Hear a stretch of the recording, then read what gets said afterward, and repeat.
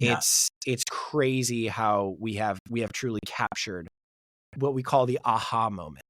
We Yeah. like to call it that. It's the, oh my gosh, I'm getting it. I'm actually understanding it. You can feel the neurons literally connecting, and you're like, I'm getting it. And you're playing it, and you're playing it so well. And then boom, you pass the level. Yeah. Huge dopamine spike. Right? Yeah.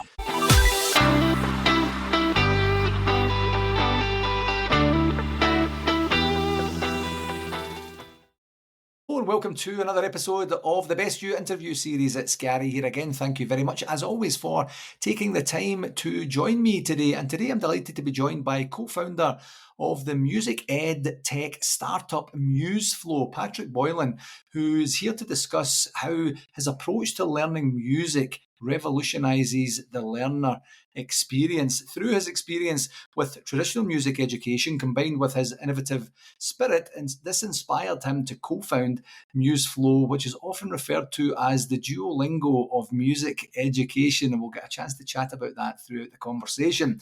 MuseFlow revolutionises music learning by emphasising the development of bite-sized skills through sight reading, enabling students to read and play music at first sight rather than relying on repetitive practice, which was the absolute scourge of any music lessons I have ever had in my entire life. That's why I'm so excited by this conversation. This approach to skill acquisition makes learning music more engaging, more effective, and more rewarding compared to traditional methods. Patrick is passionate about education and educating audiences on self-teaching, sight reading, and guiding parents and teachers on how to leverage MuseFlow to help students achieve a flow state, enabling them to master a new instrument with greater accuracy and enjoyment.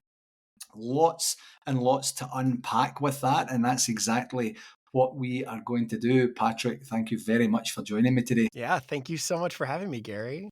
Absolutely. Was a pleasure getting to know you a little bit before this. And so I was very much looking forward to this conversation.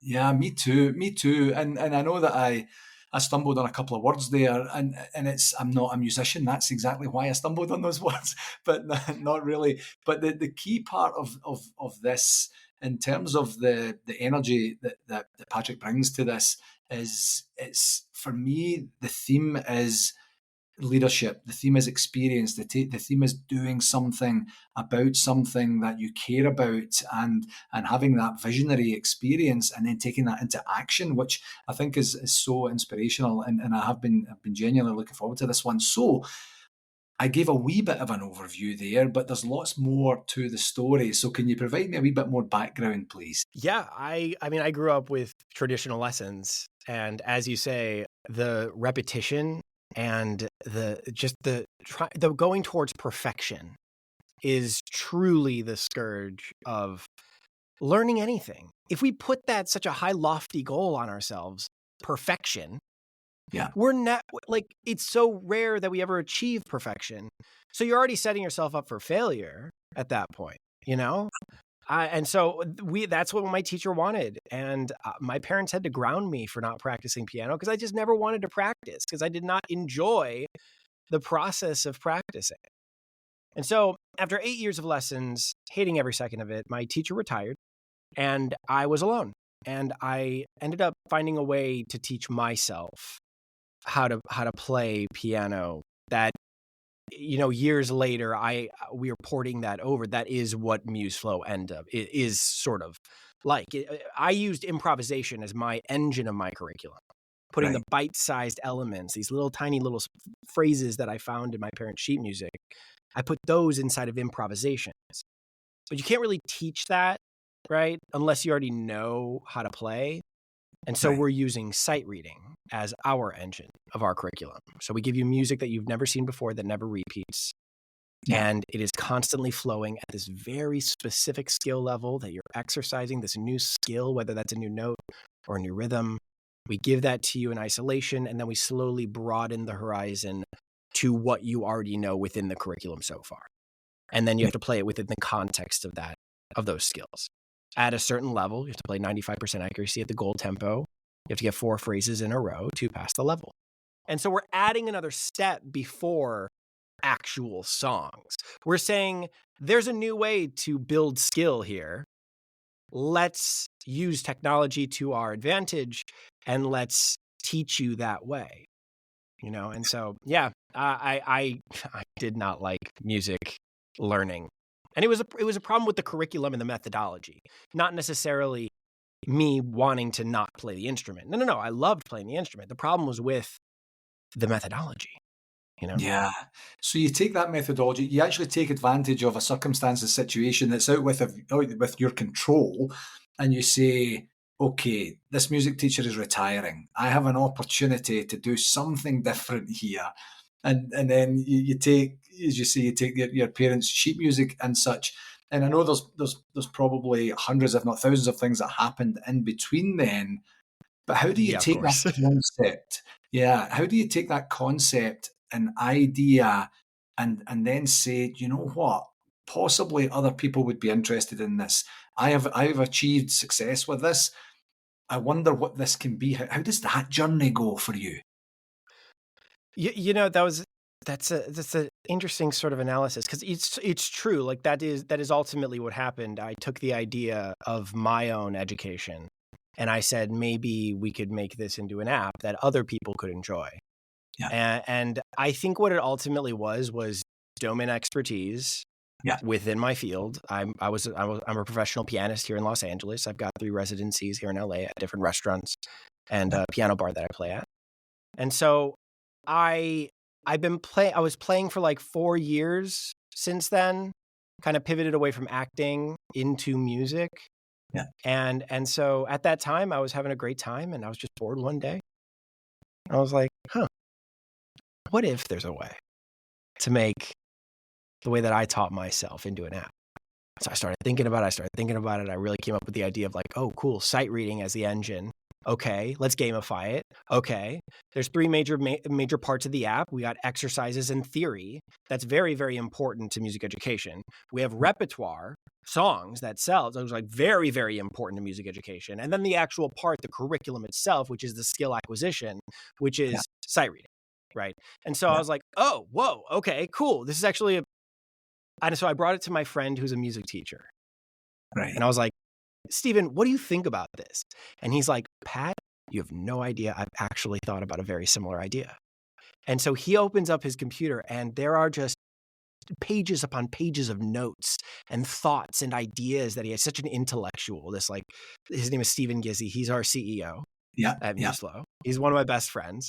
yeah, And so we ended up just getting to talking. He had the idea of using AI as music generation, because how are we going to create an indefinite amount of music that never repeats, that is at a very specific skill level, right? yeah, It's impossible to write all of that yeah, because it would be hours and hours and hours of music. It would be impossible. And mhm, so we kind of combined ideas. I had kind of this minimum viable product that I wanted to build, and he had the long-term scalability solution to it. And so we came together and just talked for hours. I think we spent maybe 80 hours, and we have all the recordings of it too. We have like 80 yes, hours of discussion of like, cool, what is the core functionality of MuseFlow? And then what is the long-term functionality of MuseFlow? And we were like, great, let's bring it to some VCs and some venture capitalists. We had a couple meetings because it's like a great idea, right? A couple of venture capitalists were like, this is a great idea. yeah, Have you guys ever built anything before? And we were like, oh, no. But it's a great idea, right? And they're like, yeah, but we're not going to give you millions of dollars until you actually prove that you can build something. And so we right. were like, okay, so I guess we got to build the minimum viable product first. Yeah, And that's what we're doing. We've built the minimum viable product. We've gotten subscribers. yeah, We are paying for our overhead right now. And we're moving past that into profitability. We've just hit that benchmark actually last month. Um, congratulations. Thank you so much. It's such a turning point in my opinion. It's like, wow, now the app is actually like, it's actually functional and people are still using it. And we have that many users to be able to like, it's really, really cool. So, Yeah, we ended up finding some software engineers, very kismet wise, to build this thing. Very kismety. One was a friend of a friend that we met at a party.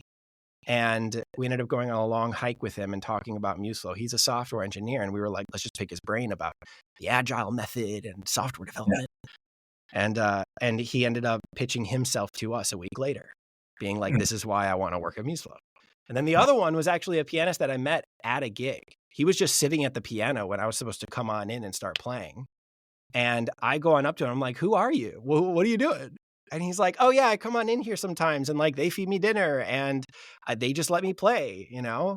And I was like, that's so cool. Let's go back and forth and play some songs. Yeah, he was playing this beautiful classical music, romantic. He's very, very good. Yeah. Turns out the dude's a software engineer. Turns out he's classically trained as a pianist. And I was like, okay. So I bought him dinner. I buttered him up. I showed him our pitch deck. And a week later, he texted me. He's like, Pat, I can't stop thinking about MuseFlow. And so I'm like, you want to come on? And he's like, yeah. And so this all happened within like a month. Very kismet, very luck. You know, but I mean, I don't know. What is luck? It's when preparation meets opportunity, right? Yeah. We were prepared. The opportunities arose. So yeah, that's and so we've just been developing this for the past 2-3 years now. We've been building it slowly but surely on our part-time, and we're all about to go full-time right now. This is like a wonderful moment in our lives that we came together as friends, and we're still working together at it too, and we're having a great time. I feel very lucky. It's kind of wild to me. So yeah, incredible. The very first time you mentioned minimum viable product, I was going to say, had you had any experience whatsoever in any sort of software delivery or anything along those lines in your past career or careers? No. But I read a lot about it. I learned a lot about Agile. I learned a lot about the Scrum. I learned a lot about the product development lifecycle. I read a ton about it at the beginning of this entire venture because I knew that we were going to have to lead this thing. Nobody else has the domain expertise and the interest, and knowing that this is such a special product and so specific. Yeah. There's nobody else that can actually build this and lead the team to success besides me and Steven. Mm-hmm. And so we really had to learn the product development lifecycle and how to build software. Thankfully, both of our engineers are very good teachers too, just outright. And so we kind of like, we relied on them to teach us to pare down. We came in being like, here's our minimum viable product. And it had all 3 sections to the app to it: repertoire, the sight reading trainer, and exercise and theory library. And they were like, that's your minimum viable product? We're like, yeah, right? This is it. And they're like, what is the sole thing that is going to get you to prove your value proposition in the market? What is that core functionality? And we had to think about that. Well, we were like, it's the sight reading trainer. It's teaching skills inside of sight reading. That is the thing that's really flipping music education on its head. That's the main differentiator between us and every other app out there. Yeah. So we decided to build that first, and then we started. And then we actually just threw that in the market and saw what happened, and people started signing up. And that's when we realized, oh shit, maybe we actually have traction here. And so we started that user feedback development lifecycle. We started adding in more features that they wanted because they were our early adopters, and we did not want them to leave. Right? Yeah. So we added in a bunch of stuff that they asked for. We kept building what we wanted. We had a very narrow bandwidth. We only had 2 engineers. Yeah. And so we had to prioritize between what we wanted to build and then what our users wanted us to build. Yeah. If we thought there was an inflection point here where like some users were going to leave, if we didn't build this, we built it. Yeah. We just kind of triaged that, Yeah. Yeah. I love, I've been involved in Agile projects for many, many, many years. And the MVP product, discussion is, or the MVP discussion, I should say, not MVP product. That's weird. But it's like ATM machine. Exactly. Yeah, exactly. The product conversation was always very, very spirited, and it really depended on genuinely the level of experience and expertise of the product owner. The ultimate product owner. Interesting. And their their preferences, their desires, their hopes, dreams, and their level of experience in having those conversations. So sometimes they were very spirited and not in a positive way, Patrick. you Yeah, know, no, I can only imagine. Yeah. and other times there was that it was an actual conversation of saying, right, we understand where you're at now, and it sounds like your software engineers have got a tremendous ability to be able to understand what you're actually looking for, and then say, okay, this is actually how it could and should be done. This is the best way to build this product, from the ground up. So wonderful. Then you get it out there. So then you're now in delivery, literal delivery mode, and then you're in marketing mode. And Mhm. what type and style of experience do you have in marketing mode to be able to get these early adopters to get this information in their hands to let them know and understand what the experience is going to be? Yeah, it was an interesting sort of learning process for sure, because I'd never officially marketed anything before, Yeah, but I was an actor, and that's kind of like a microcosm of me being the product, and then yeah, also me being the salesperson. yeah, I'm trying to sell myself, and of course I had agents and managers and everything like that. I had a team that was also helping me, but I was the face of my brand. yeah. So I had a little bit experience with marketing in that regard. You know, Mhm. what are our keywords? We had a bunch of people that came on that were some experts in their domain. We hired some freelancers, like an SEO specialist. We got our web designer is incredible. Her name is Jessie Leanne. She actually designed the app as well. And so we were able to work with her on the vision of the website and of course of the app. And so, I hired people to translate the Figma into a website. Like, Yeah, I just kind of like really just fumbled my way through this. But at the end of the day, I think we're again very lucky because I was an actor, and so I'm very comfortable in front of the camera, yeah, and so I'm able to kind of explain the value of MuseFlow to our early adopters if necessary.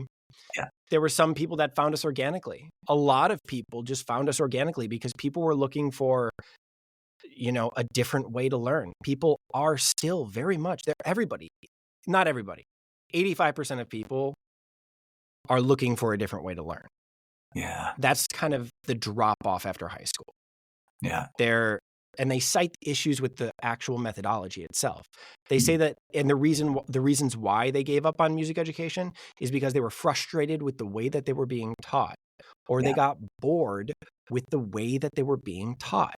mhm, And that just gave me this like massive amount of understanding. I wasn't one of those people, but I understand that like if you had a terrible teacher and if you were forced to learn your instrument in this way, you never found a way to really get down to your core, like you really connect with it fully.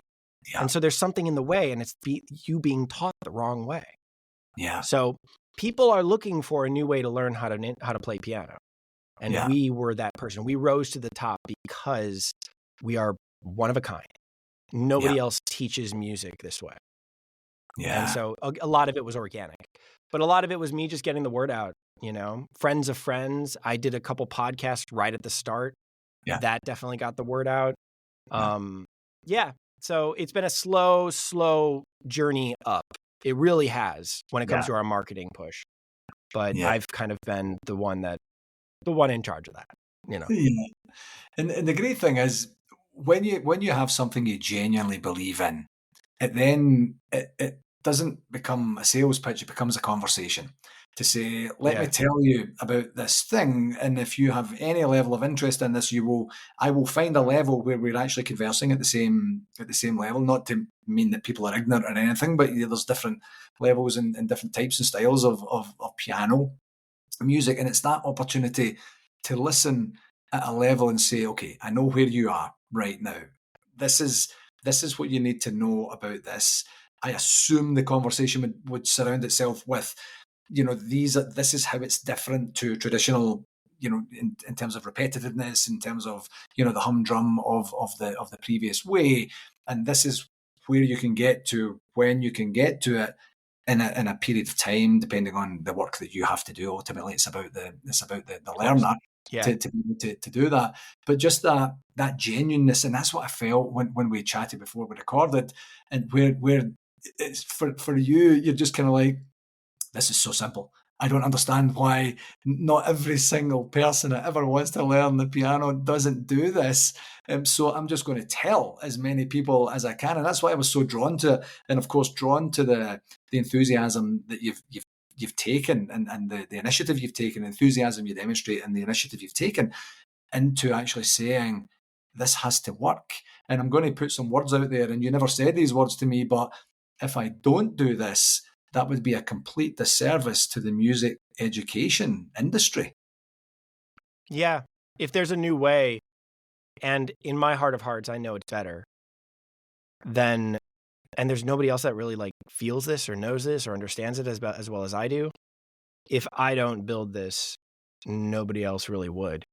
Yeah. Unless maybe another person does come along and actually has this idea later down the road. I have not found anybody. I've not found a single one yet that has done it the way that we've done it. Not yet, at least. Yeah. Yeah. Many years ago, I was chatting with my tattoo artist, and we were talking, and he I don't know, he reads a whole bunch of stuff. He's an artist, so you and him would have a wonderful conversation, and so I'm not of the artistic variety. So the conversations we have are so enlightening and refreshing for me, just to see different perspectives and such. And he says, I read somewhere that at any given moment in time, when you have a very novel idea, something where you say, I've never seen this, I've never heard of this, I've never even come across anything remotely like this, there could be 10 or 20 people in the world that would have the same type and style of idea that could manifest itself into something that would be a game changer. The challenge is that almost always none of the 20 would do anything about it, or one will. And so then it becomes if not me, then who? If not, now, when? And that's the beauty of what you decided to do, and the serendipity of the relationships that you fostered very early on, to say, I have a thing, I was thinking about that thing, and then let's have a conversation with this guy, and then all of a sudden you get that opportunity to take it from an idea and say, let's actually do something about this and see if it's a thing, because we probably wouldn't be able to live with ourselves afterwards if we didn't. Yeah. It's so true though, right? That there are people that have so many great ideas. There are, and I've heard this before in startup circles too. They talk about this. They're like, ideas are a dime a dozen. Yeah. It's execution that is the thing that really matters. Yeah. I'm curious, in your line of work, when it comes to the product life cycle, I'm assuming you know the same, you think the same, right? Like, there are so many people out there with great ideas. It's Yeah. execution that separates you from the masses if you actually, do it. Absolutely. Yeah, absolutely is. And not that there are, no such thing as bad ideas, but there's a lack of understanding of what it takes to bring an idea to fruition. Why don't you just make it like that? Why don't you just move that over there? Why don't you just have the button there? And they don't understand, you mentioned the Figma part, they don't understand how a wireframe becomes, a literal thing that you see on your screen, and how it takes a lot of effort and energy to do that. And there's certain things that can be done, but they could be an absolute disaster, an absolute nightmare to maintain, and they're very, very fragile in the background. So you have to future-proof what you're doing at the same time as actually building. And it's not quite as easy as the person who's standing just pointing, saying, I wouldn't have made it that color. I would have put that over there. I don't even know what you're doing. Did you do any user testing at Right. all? Those sorts of things. Sure. But was that person in the room when you were making those decisions? Were they? Because I'm curious. Like, I don't think they were, but tell me I'm wrong. Mostly not. Mostly not. Okay.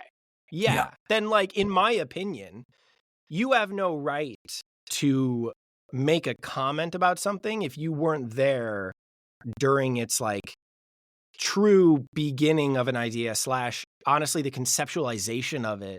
We were talking waterfall and agile before. Yeah. And we really do waterfall at the beginning of a feature.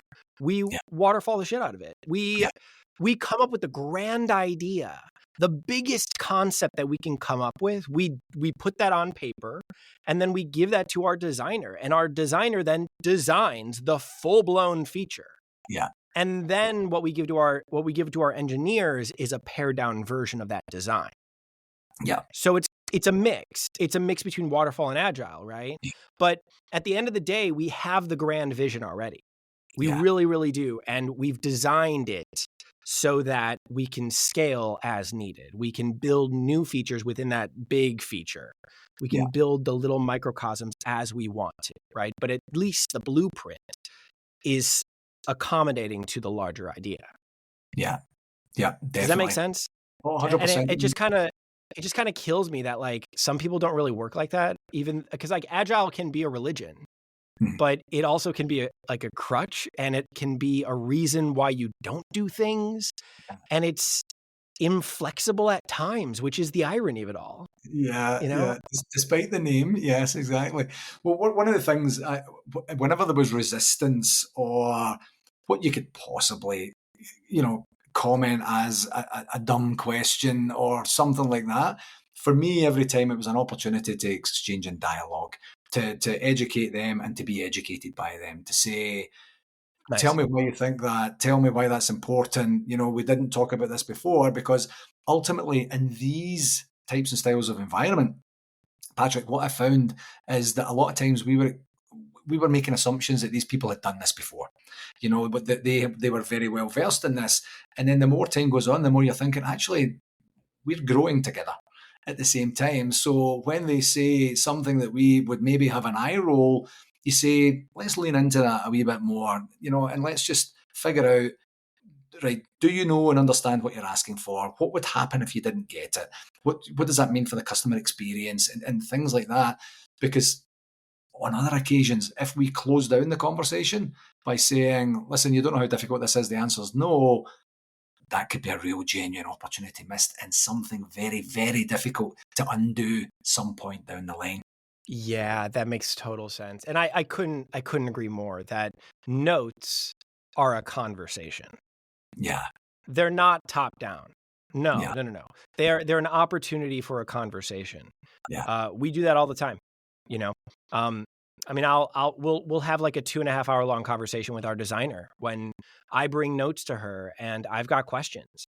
Yeah. And then we talk about the customer experience and why this would actually be better than this.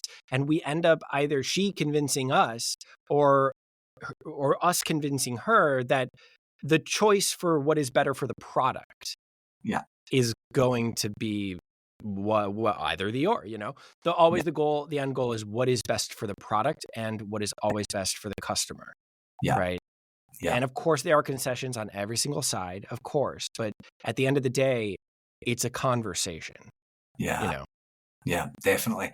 So everything you've talked about and demonstrated in our conversation, both before and during right now, smacks to me as exceptional leadership. What would you say your major leadership lessons have been on your MuseFlow journey thus far? I mean, it's patience. Number one, I'm not a patient person. I am just not. And so having to but Stephen though is a very patient person. Right. It's very methodical. Yeah. He's very mind first, and I'm more gut first, right? And so we balance each other out because I'm much faster at making decisions than he is, but he is a lot more considered than I am. And I think we have figured out a way to balance, when is it time to just make decisions, right? When is it time to do that? When is it time to follow our guts? Or when is it time to take our time and be patient? Yeah.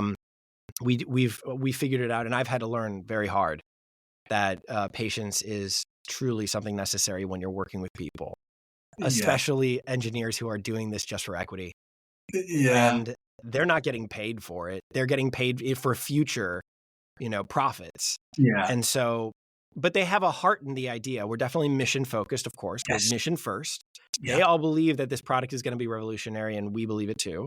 Yeah. And so patience and understanding, it's a lot of also for me, because I come from an industry where it's very just very creative and very like out there, and a lot of words are being spoken for very little ideas. And like, we're not super blunt. We're not super curt. We're like kind of like creatively kind of go around the idea and swirl around the idea, and eventually the idea will solidify, kind of Yeah. thing. I'm pretty good at pulling the trigger and moving things forward. I am.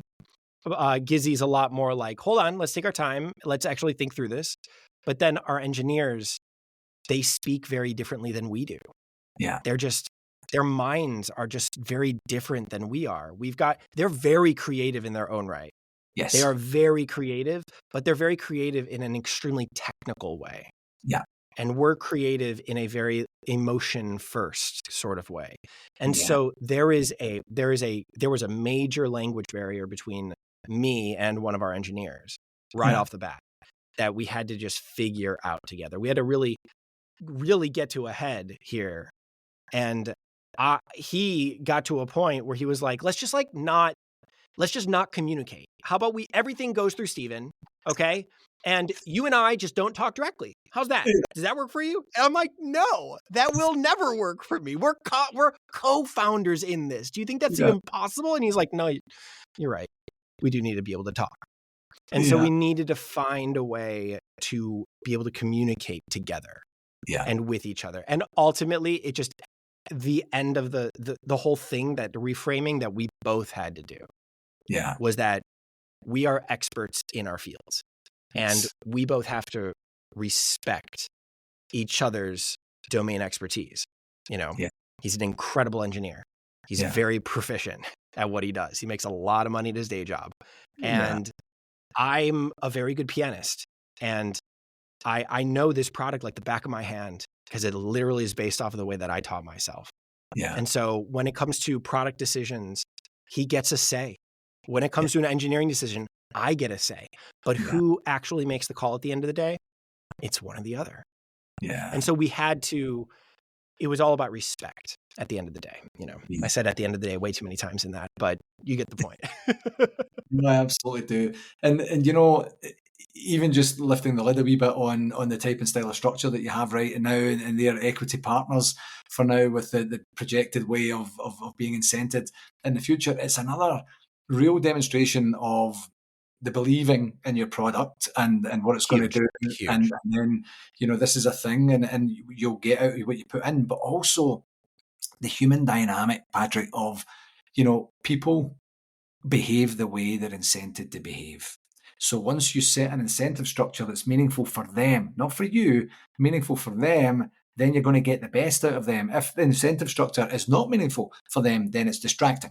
And then it's something where they're kind of like, well, I'm going to just take it to here, but they're not going to get my absolute best. I'm going to save that for someone else, and I'm going to just hold back a wee bit because why should I? So then it's just it's inspiring to hear that you've set up this model that seems to be working for everyone, that in a very short space of time that you are now in a profit-making, you know, opportunity. Well, we kind of had to, because we spent so many years to like building this thing. Yeah. Because we've spent so many years building this thing just on our free time.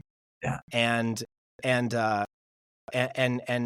we really had to find a way into their hearts. Yeah. There was no way for them to kind of just do what we wanted them to do, because that's not what they were looking for. Yeah. One of our engineers, very specifically, is looking to build a company that has integrity, that he can lead the technology, you know, the engineering department. He can lead it with actual, I don't know, ethics. He's been in companies that were just so unethical, and they treated their workers like shit. And he really wants to build a company that is so different than what he's been a part of. And I've had conversations about that with him, and I'm like, I want to do that for you. Like, let's make sure that you build your department that way, with integrity and respect as like the bottom line. Yeah. You know? And I'm like, that's so cool. So that's his motivation. Yeah. The other guy, he just wants to build something really freaking cool. Yeah. And so we're like, cool, let's serve you as well. Yeah. He's our front end engineer, and he's actually building the forward facing, the customer facing stuff, Yeah. and it looks really cool. And he gets a chance to actually build that. And then when users talk about his implementation, it just goes off the charts. He gets a huge dopamine hit, and he Yeah. feels so good about it, right? And Yeah. so I always make sure to share with him every piece of user feedback that is Yeah. positive, because that is a huge motivation for it. Absolutely. So it's like you got both of these motivations, Yeah. right? And I think it's always better to try to satisfy those than try to strong arm them into trying to fit within your business model. Exactly. Because we definitely had our own business model kind of lined up, and the idea of it, Yeah. we already had it. But when they kind of explored and told us their motivations for being a part of this, and knowing that we had to motivate them, even without money, because money isn't a part of it right now. Yeah. We had to motivate them without money. It then became like a no-brainer for us. It's like, okay, well, what do you want to work on? Yeah. We've got all of these features that we want to build. What do you want to build? And Yeah. sometimes, because we've opened the door, sometimes they come up with radical ideas that Yeah. are so cool. For example, we never even thought about this to start, but one of our engineers was like, what about user uploaded music? Why don't we allow people to upload their own sheet music and then use the tools that we have in our repertoire section to learn those pieces? I'm like, why didn't we think about that? He is literally in the middle of building that feature right now, Wow. because he was very inspired by the idea and he really wanted to make it. And he truly convinced us that this was like absolutely the next step that we should take. You know? So democratizing, I think democracy is a very important thing here. I think we are a republic at the end of the day, because like we do have our domain expertise. Like I'm product, Steven is the CEO. He's kind of like the larger sort of like, no, if we all are in disagreement here, he does make the decision. Yeah. Right. We have domain expertise for back-end engineering, and we have domain expertise for front-end engineering. And so everybody kind of has their own little piece of the puzzle, and we do lean to each other for our domain expertise, and they're the ones that do end up making the decisions. Yeah. But we are the ones that collectively discuss those decisions for hours sometimes before a decision is made by the domain expert. Yeah, the amount of the amount of diligence and effort and integrity that goes into the back end, that's what I'm really getting from this, and the way that you're delivering the information here is just dynamite. For people to kind of go, it might not actually be that simple as I thought in the beginning. So one thing I did want to ask about, obviously, somewhat in your infancy, you have a features roadmap that can and will change depending on user feedback, depending on functionality, depending on doability and things like that. But one of the things that I mentioned very briefly in the bio was, the ability to be able to change education and change that, the influence the education sector, music tech or music and things like that. So educators and parents, where do they fit in to either your current or your future model? There's motivation for both. One is we've set up a really great affiliate model for teachers. We have a couple private teachers that use this, and they use it as either exclusively a sight reading trainer for their students. So it's like an accompanying tool to their curriculum. Students opt into using it, and if they do, they get 50% off for life. Right. And so it's one of those where we give them a coupon code. They get a little affiliate, they get a kickback if their student signs up. It is what it is. You kind of give the teacher an incentive to use your model. And they're loving it. Like no student has stopped using it from the 3 teachers that we have using Museful. It's so cool to see them continuously progress. They're much slower. I will say this, much more methodical. Better word for it, methodical, than our actual just customers, right? Our users that are just using this, our B2C, right? But our B2B, which is teachers and educators, they're much more methodical about it. They repeat each level so many times before moving on. Yeah. And it's quite fascinating. But it is the snail versus the hare, right? The snail, the snail is just keeping on going. Turtle in the hare, right? Yeah. The turtles are sticking with the app longer than some of our just regular customers because they constantly are seeing progress. Yeah. They're not trying to get the next. I don't know. I don't know what the customers' motivations are and the reasons why I know some of the reasons why they leave. Yeah. But maybe they aren't telling me the truth. I don't know. Either way, it's just so cool to see students with their teachers actually using this. So Yeah. that's their motivation. The private teachers, Yeah. they have an incentive to use MuseFlow with our affiliate model. They get a kickback on initial sign up, and their students can use this indefinitely. It's either a monthly or a 3-month or an annual subscription. You get discounts all the way up the chain up there. So, the pricing structure is pretty much the same, but it's just a 50% off coupon for life. Yeah. That a teacher will get. Yeah. And that kickback every time a student signs up. Yeah. Parents, on the other hand, their incentive is, well, we have 8-year-olds, we have 10-year-olds, we have 13-year-olds, we have teenagers, like all the way up the chain, that their parents signed them up for this. Yeah. And the reasons why were they wanted them to stop watching TV so much, and they wanted or playing video games, and they wanted something that gave them the same level of dopamine that a video game does. MuseFlow is very good at giving those quick dopamine hits every time you pass a level. Every note that you get correct, you get a little bit of a dopamine hit. It's crazy how we have truly captured what we call the aha moment. We like to call it that. It's the, oh my gosh, I'm getting it. I'm actually understanding it. You can feel the neurons literally connecting, and you're like, I'm getting it. And you're playing it, and you're playing it so well. And then boom, you pass the level. Huge dopamine spike. Right? Yeah. So we've used gamification to our advantage. We've incorporated that into the learning process. And so parents see that and they say, hey, let me try to get my kid to get away from video games, which is just mind numbing, and actually get them to learn something. Yeah. And because we've captured those dopamine hits so well, they get addicted and they continuously want to play and progress. Yeah. So that's their motivation. Yeah. And it's not a bad addiction either. Addicted to learning, addicted to progressing. You're addicted to learning. Right. Yeah. I love that. So one question that I had for you when we were doing a pre-recording was, for right now, it's piano. What does the future look like for people that are saying, not really a piano person, I'm a campfire ukulele or an acoustic guitar person, or insert any instrument here? What does that look like? We're building this for every common instrument. And then, maybe the didgeridoo down the road.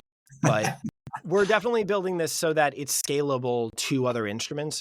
We're building the piano curriculum first because it is kind of one of the hardest to build, along with harp. Harp is very difficult to build because it's what we call polyphonic, which is multiple notes at one time. Okay. You've got 10 fingers. Same thing with the harp. You can play 12 notes in total at that time. I play 2 notes with my thumb all the time. And so 12 notes in total you could play at one time. That's a lot to work with.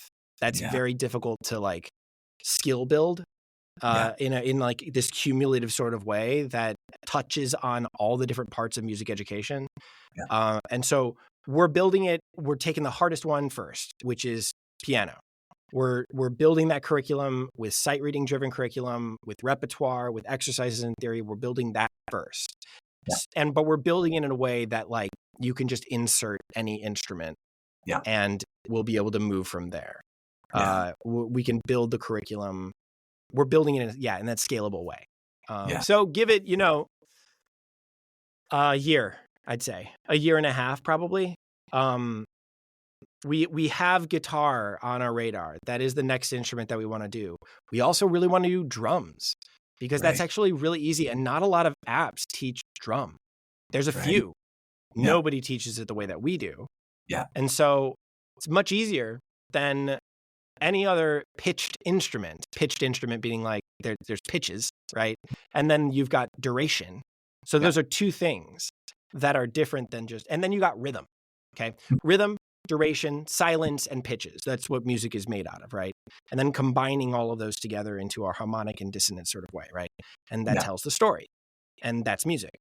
But drums, that's just rhythm and silence. That's just a beat or a cymbal roll for a little bit. That's it. And then there's silence. So it's rhythm. That's it. And so it's much easier to build a curriculum with just rhythm than it is to build it for, a pitched instrument, especially a polyphonic, multi-notes at one time. Poly, multiple notes, phonic, right? Multi-notes at one time instrument. Monophonic instruments, singular, mono, phonic sounds, single sound instruments like a flute or a clarinet or a trumpet, right? It was a little bit easier to do for. Guitar is a very interesting instrument in its own right because you got 5 strings, you've got 5 notes that you can play, 6 strings, no, is it 6? 6 strings, 5, 6. Thank you. 6. You got 6 strings that you can play. And so, and a ukulele is 4, and then you get a mandolin, which is 4, but they're doubled each string. And so you're like, okay, these fretted stringed instruments are very interesting because they're kind of they're in its own realm of polyphonic instruments. But most of the time, they're either playing monophonically, which is just a melody up and down with finger picking, okay? Or you get polyphonic and it's just strum. That's it, which is really just one chord at one time with all the different notes within it. So you're like, that is a very interesting problem to solve on an auditory sort of processing musical learning experience here, right? We have to create the auditory recognition algorithms that turn those sounds into data points. And that takes a lot of effort to do. Fast Fourier transforms. It takes a lot of compression. It takes a lot of kind of equalizing out the diminishing of a note. Like it peaks really hard when you first hit the note, and then it just immediately drops right after the sound hits. It's one of those weird things. And we still have to recognize that sound all the way for so long. It's a problem that we're solving right now. We're in the middle of implementing a really good audio recognition algorithm that we created in Python. We're translating that into JavaScript right now. And soon that will be in the app. I'm very excited for it. But it's a problem that we're in the midst of solving, and we are stoked to be able to do it. And I feel like we got a really great team to do it. There's only one app out there that's been able to do it. It's called Scoov. There's an app called Scoov that can do an audio recognition sort of thing. I think Musician can also do that too, but they don't, here's the thing, do duration of a note. They just care about the onset of a note, not the offset of a note. And we think duration is incredibly important when it comes to any sort of education, music education. You have to know how long you're going to play it for, right? So it's one of those things that we're factoring into the whole audio recognition algorithm that other apps are not. It's a difficult problem to solve, but we're very excited to do it. So that all of those problems come into play when you're trying to make another curriculum for another instrument. For sure. But we are building it so that it can be scaled to those other instruments in a couple of years. Exactly. Well, that was part of our conversation that we had before we recorded, where I said I have had numerous failed attempts at guitar over the years. I used to say I firmly believe that my teachers were out of tune. I just don't understand what happened there, because it can't be anything to do with me. But I had this thought. Of course not. Why not? But I had this thought, as you said earlier. There's 6 strings, and there are only so many chords. So in my head, I thought, this is an equation of some description. Now, I'm not an engineer, but I understand mathematics. There has to be a way that my brain can train itself to speak to these fingers and then get the tunes out that I wanted. I just don't have that level of diligence or discipline or artistic creativity or patience, quite honestly, to Mm. say I need to get this. So I am going to be very much looking out for when the launch of the guitar part of MuseFlow comes out, and I'll absolutely let you know. yeah, Yeah. please do that. Yeah, That because would, we definitely just circumvent the need for discipline. yeah, We inspire you to want to play. yeah, We say we have people that try out MuseFlow. They tried it out a year and a half ago, and they signed up a month ago. You know, it's sticky like that. yeah, It stays within their mind. You know, you try it once or twice, and you're like, man, I can't. I honestly can't stop thinking about it. I know I'm saying that from the creator standpoint, but I've heard that from users. I'm not making that up, right?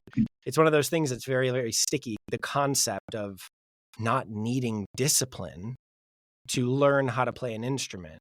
yeah, We want we want to inspire you to play it. We want you to come home, and instead of picking up the video game console or sitting in front of the TV, yeah, we want you to play MuseFlow. And we do have people that use it just like that. You know, yeah, they have a very hard job, yeah, and so instead of coming home and just vegging out in front of the TV, they go upstairs and go into their bedroom and play MuseFlow for 30 minutes. And then it lowers their blood pressure. It lowers their heart rate. It centers them. It gets them in the present. yeah, And then they can actually be with their family and in yeah, a present sort of way after that. You know, it's an interesting sort of thing when you just take out discipline from the equation. yeah, I love it. And I'm honored to be able to say that I've created an app that doesn't need any discipline yeah. to make it, to play it. I can tell. I love it. I love it. So this, as you know, Patrick, is called the Best You podcast, and that's where I get this opportunity to ask each of my guests at this point in the interview, what's one regular practice that Patrick employs that gives him the best opportunity to be the best version of himself? That's working out. Honestly, Yeah. it's exercising every day. I got to wear out my body for my mind to be calm and Okay. present and focused. I've got my fidget spinners, my fidget toys. I have ADHD. I got diagnosed 4 years ago, and I'm really happy that I got diagnosed because it finally kind of clicked for me that like, oh, okay, well, it makes sense why I'm the way I am, you know. But that, you know, a lot working out helps me like very much so just lower my anxiety. It keeps me focused and present. It allows me to not need to fidget as much. Yeah. Yeah. Working out is one of the few things that like really truly centers me, along with, of course, playing piano. Yeah. I love it. I love it. Patrick, where can people find out more about you and MuseFlow? Just go to the website, www.museflow.ai. You can go to the App Store. If you have an iPad, you can download MuseFlow on your iPad. We're building the iOS, the Apple phone app. That's coming out soon. Android tablets, that's coming out soon too. But if you have an iPad right now, go and download MuseFlow. I would love to give your audience a coupon code if you're down. Absolutely, yes. Is that okay? Perfect. Why 100%. don't you decide, actually? I was thinking Gary 50 or Best You 50. And it would give your audience 50% off for life. That's incredible. Thank you very, very much for that. I would say Best You 50 would be great. Okay, great. And we'll put that you could put that in the show notes I too. will do. Best You, no spaces, 50, no spaces or anything like that. So you can use that at the beginning of your free trial. There's going to be a little thing that says got a coupon code. Click Yeah. that, put it in there. Or at your paywall when you hit it after your 14-day free trial, you can put it in there too. 50% off for life. Wow. Any subscription, annual, 3-month or monthly. Yeah, it's all Incredible. yours. Spread that around as much as you want. Thank you so much for having me. Oh, it's been an absolute pleasure. I knew this was going to be a dynamite conversation. It, of course, was a dynamite conversation. I literally could have kept going for another 3 hours just to continue the story. We may do this again. I think maybe when the next instrument comes along, we maybe do this again. I've just absolutely loved it. Okay, great. Love that. Thank you so much. Hello again. Thanks again for tuning in to this episode, and I do hope that you found it valuable and gained some insights. I do have an ask for you. If you enjoyed this podcast, I would absolutely love it if you would connect with me on my socials, and that's at LinkedIn, Facebook, and YouTube. Just search for my name and do whatever it is you need to do there to follow me and stay updated with all the latest content, tips, and discussions. And for any more resources that you're looking for, feel free to visit my website, garygillen.com. And while you're there, you can book a free, no obligation 30-minute coaching call directly with me through the site. Whether you're looking to enhance your performance or tackle a new challenge, I'm absolutely here to help you succeed, and I would absolutely love to hear from you. Thanks very much again, and until next time, keep pushing towards your goals and getting better each and every day, my friend.